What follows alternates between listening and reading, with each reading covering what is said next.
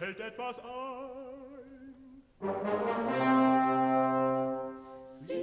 Silentium, Silentium, Herrn Schneidebart, fällt etwas ein. Mir ist etwas eingefallen. Ruhe, Ruhe, Herr Schneidebart, ist etwas eingefallen.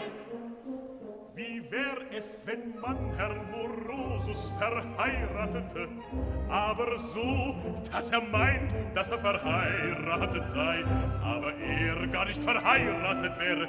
Und dann, wenn er verheiratet ist, das heißt, wenn er meint, verheiratet zu sein, während er gar nicht verheiratet ist, diese Heirat, die gar nicht gültig ist, ungültig zu machen, so dass ihr wiederum sein Erbe werdet. Verstehst du das?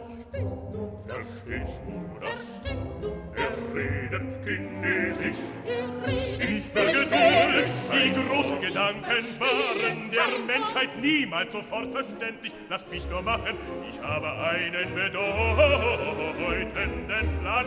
Ihr könnt notfalls einen Pfarrer glaubhaft darstellen. Einen Pfarrer, 50, 100, einen katholischen, einen lutheranischen, einen protestantischen, alles, was er begehrt. Einen Bischof, einen Erzbischof, einen verhungerten Landpfarrer, genug, genug, und ihr einen Notar, einen Papier, einen feurigen, einen mausigen oder demosthenischen, und ihr gleichfalls, und du ein dummes, schlichtes Landmädchen, eine rechte Gans vom Misthaufen her,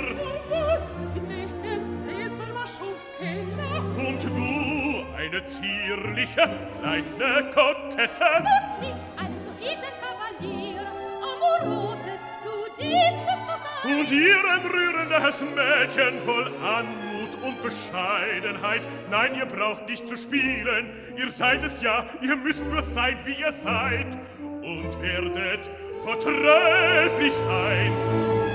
Nun kostümiert euch, wie ich es euch sage. Tut alles, was ich verlange. Ich müsste mich kuriosest irren, wenn wir nicht Herrn Morosus den Geschmack an der Ehe schleunigst abgewöhnten und euch euer Erbe wieder zubrächten.